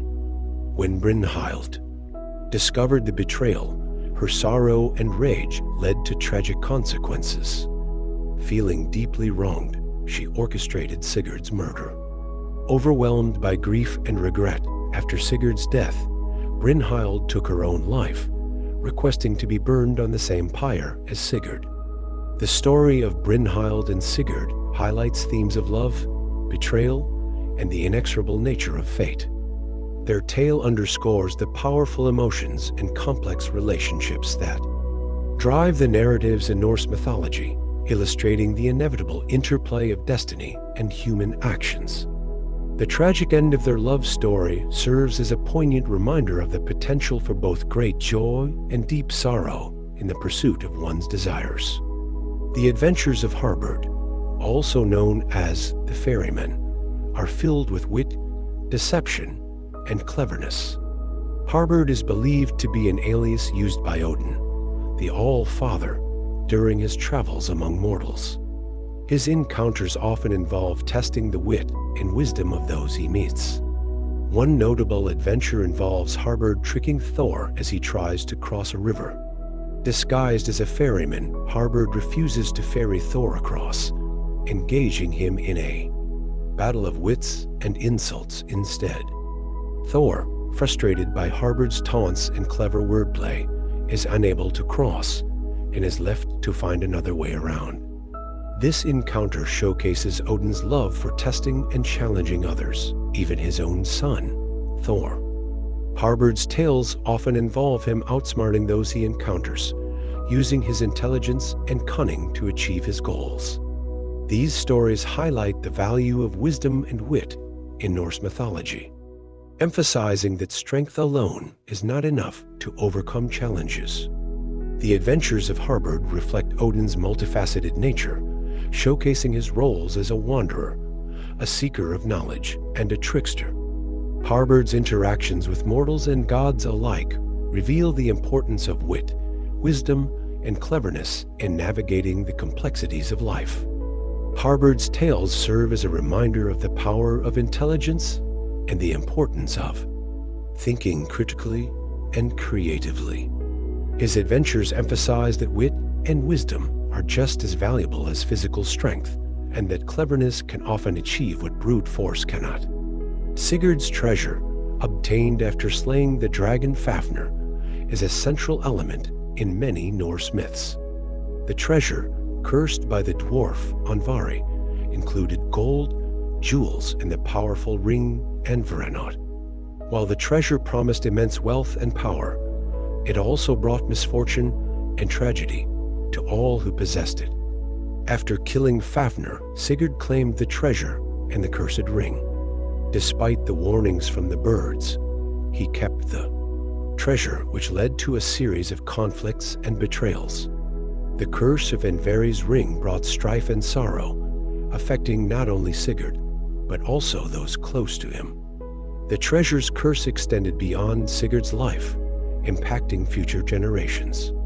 It played a role in the tragic events involving Brynhild, Gudrun, and the Nibelungs. The relentless pursuit of the treasure and its power led to betrayal, murder, and the downfall of great heroes and noble families. The story of Sigurd's treasure underscores the themes of greed, power, and the destructive nature of cursed wealth. It highlights the consequences of desire and the often overlooked costs of pursuing material riches.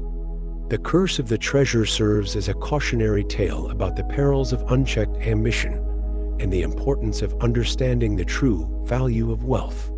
Sigurd's tale and the cursed treasure illustrate the complex interplay between fate and free will in Norse mythology. The treasure's legacy of misfortune and tragedy emphasizes the importance of wisdom and the potential dangers of coveting power and riches. It serves as a reminder that true wealth lies not in material possessions, but in the values and relationships that enrich one's life. Vidar, one of Odin's sons, is known for his role in avenging his father's death during Ragnarok. Vidar, often called the Silent God, is a figure of immense strength and resilience. His primary attribute is his unwavering determination to seek vengeance for the wrongs done to his family and realm. Vidar's defining moment comes during the final battle of Ragnarok.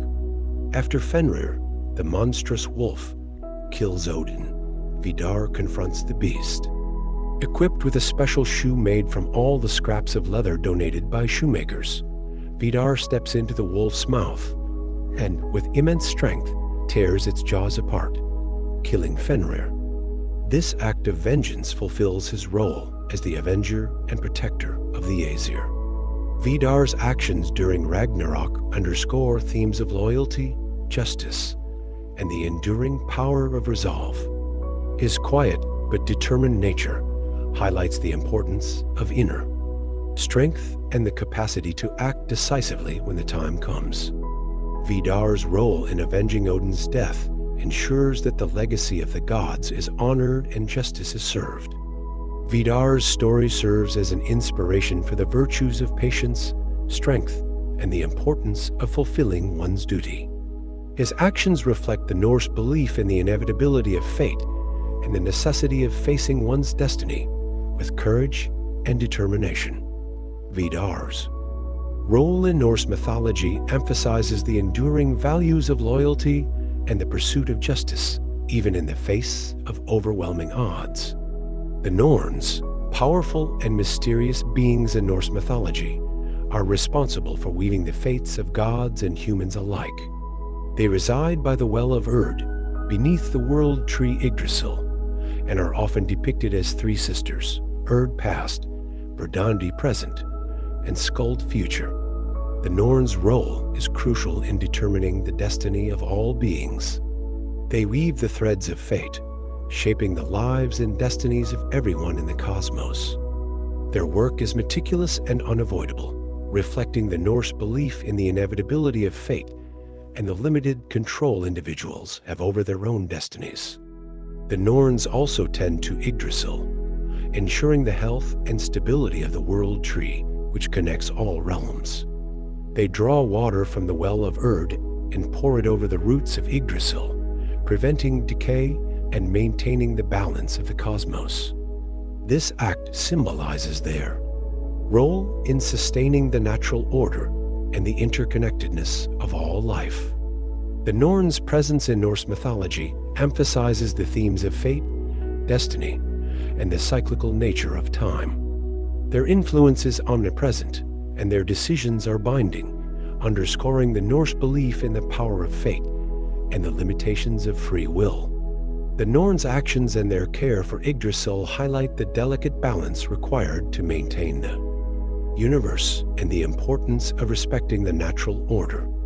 The story of the Norns serves as a reminder of the inescapable nature of fate and the interconnectedness of all things. Their role in weaving destiny and tending to the world tree reflects the profound and enduring belief in the power of fate and the need to live in harmony with the natural world.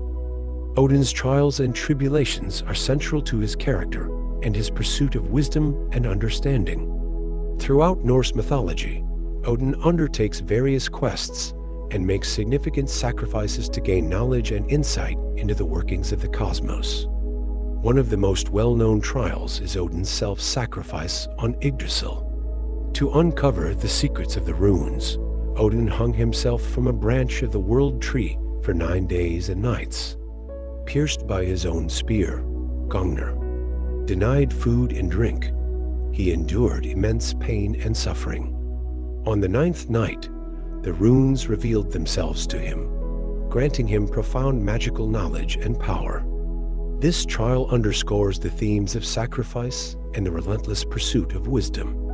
Another significant trial is Odin's quest to drink from Mimir's well, which is the source of immense wisdom. To gain this knowledge, Odin had to sacrifice one of his eyes, placing it in the well. This act of self-sacrifice demonstrated Odin's commitment to gaining the wisdom needed to lead the gods and prepare for the challenges of the future.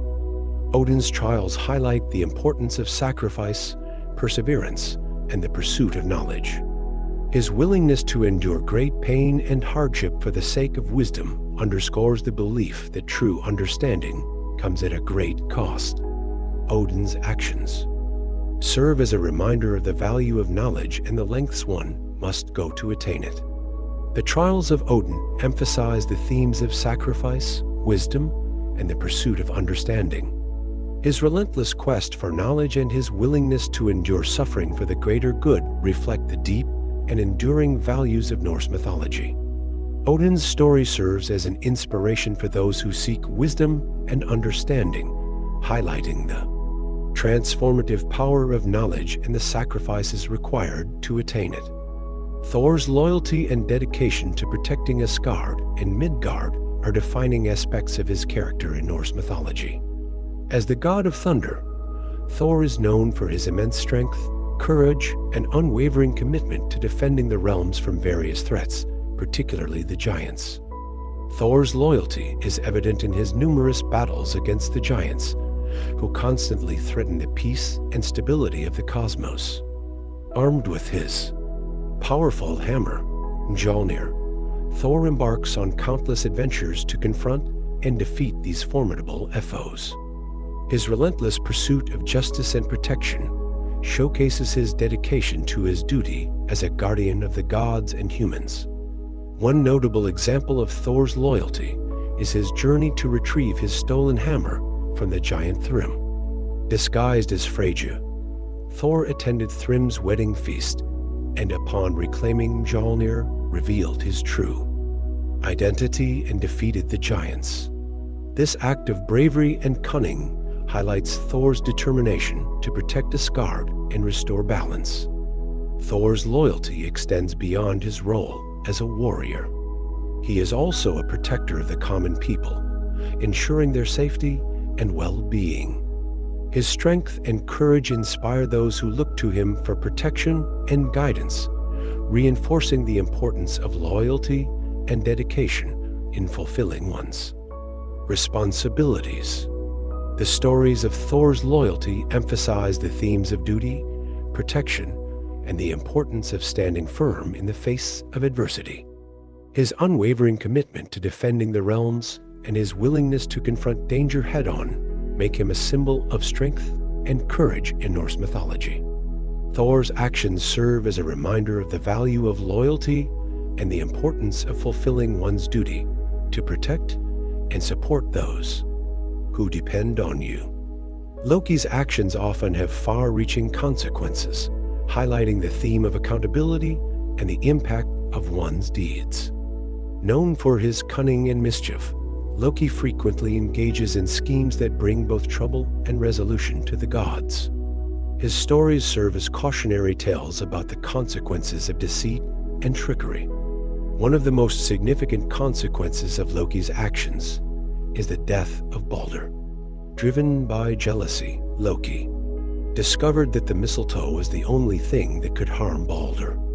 He crafted a dart from mistletoe and tricked Balder's blind brother, Hoder, into throwing it at Balder, resulting in his death. This act plunged Asgard into mourning and set off a chain of events leading to Ragnarok. The gods' sorrow and the subsequent events underscore the profound impact of Loki's deceit. Another example is Loki's role in the theft of Idun and her golden apples. Coerced by the giant Thasi, Loki lured Idun out of Asgard, leading to her abduction. Without Idun and her apples, the gods began to age and weaken. Realizing the gravity of his actions, Loki was forced to rescue Idun, restoring the gods' youth and vitality. This story highlights the dual nature of Loki's actions, bringing both harm and resolution. The consequences of Loki's actions are often severe, resulting in betrayal, conflict, and even death. His cunning and resourcefulness, while sometimes beneficial, frequently lead to unintended and disastrous outcomes. Loki's tales emphasize the importance of considering the broader impact of one's actions and the potential dangers of deceit and manipulation. Loki's stories serve as reminders of the complexity of human behavior and the fine line between mischief and malice. They highlight the themes of accountability, the ripple effects of one's actions, and the importance of foresight and integrity in navigating the complexities of life. Loki's character embodies the tension between cleverness and recklessness, illustrating the consequences of living on the edge of both. Freyja, the goddess of love, beauty, and fertility, is also celebrated for her devotion and the profound impact of her love. Her stories often highlight the transformative power of love and the lengths to which one will go for those they cherish. One of the most touching tales involving Freyja is her search for her husband, Oder, who had mysteriously disappeared. Consumed by grief and longing, Freyja traveled across the world, weeping tears of gold as she searched for him. Her devotion and love for Oder were so profound that her tears turned into precious metal, symbolizing the invaluable nature of true love. Despite the many challenges and dangers she faced, Freyja's unwavering determination to find her beloved showcases the strength and resilience that love can inspire. Freyja's devotion is also evident in her protection of her followers. She often intervenes in the lives of mortals, providing guidance, blessings, and sometimes even fighting on their behalf. Her dual nature as both a lover and a warrior highlights the multifaceted power of love and devotion, capable of nurturing and protecting with equal intensity. Another significant aspect of Freyja's devotion is her role in leading the Valkyries, warrior maidens who choose slain warriors to join the ranks of the Einherjar in Valhalla. Freyja's connection to the Valkyries and her own hall, Folkvanger, where she receives half of the warriors slain in battle, underscores her commitment to honoring bravery and sacrifice. Her role in the afterlife reflects the enduring bond between love, loyalty, and valor. Freyja's stories emphasize the themes of love, devotion, and the transformative power of these emotions. Her actions and sacrifices highlight the importance of loyalty and the profound impact that love can have on both individuals and the broader world. Freyja's devotion serves as an inspiration, illustrating the enduring power of love and the strength it provides in the face of adversity. Heimdall, the vigilant guardian of Bifrost, embodies the virtues of duty and vigilance in Norse mythology. His role as the watchman of the gods highlights the importance of constant vigilance and the unwavering commitment to protecting one's realm from external threats. Heimdall's exceptional senses allowed him to see for hundreds of miles and hear the faintest sounds, such as the grass growing or the wool growing on sheep. These abilities made him the perfect guardian, always alert and ready to defend Asgard. Heimdall's primary duty was to watch for the approach of enemies, particularly the giants, and to blow his horn, Gjallarhorn, to alert the gods of impending danger. Heimdall's vigilance was crucial in maintaining the security of Asgard. His unwavering dedication to his duty ensured that no threat went unnoticed. Heimdall's readiness to face danger was most evident during Ragnarok, where he was foretold to confront Loki in a final battle. This confrontation symbolized the ultimate struggle between order and chaos, with Heimdall's steadfast vigilance representing the forces of order. Heimdall's loyalty extended beyond his role as a guardian. He also played a significant role in the creation of human social classes, visiting households and bestowing gifts that shaped the social hierarchy. His actions reflected his commitment to maintaining balance and order in both the divine and mortal realms. The story of Heimdall emphasizes the importance of vigilance, loyalty, and the constant effort required to safeguard peace and security. His dedication to his duty serves as an inspiration, highlighting the virtues of alertness and the readiness to confront inevitable challenges. Heimdall's role in Norse mythology underscores the significance of guardianship and the perpetual watch needed to protect what is valuable. Baldur, the god of light and purity, embodies the virtues of goodness and innocence in Norse mythology. His life and tragic death underscore the themes of purity, sacrifice, and the impact of goodness in a world often filled with conflict and strife. Baldur was beloved by all the gods for his fairness, wisdom, and beauty. His presence brought joy and light to Asgard, and he was often associated with peace and reconciliation. Baldur's purity and goodness made him a central figure in many myths, symbolizing the ideal qualities that the gods and humans aspired to. The most notable story of Baldur is his death, orchestrated by the deceitful Loki. Despite being invulnerable to all threats except mistletoe, Baldur was killed by his blind brother, Hoder, who was tricked by Loki into throwing a dart made of mistletoe. This act of betrayal plunged Asgard into mourning and set off a chain of events leading to Ragnarok. The gods' efforts to resurrect Baldur highlight their deep sorrow and the significant impact of his loss. His death is seen as a tragic reminder of the vulnerability of even the purest beings and the destructive power of deceit.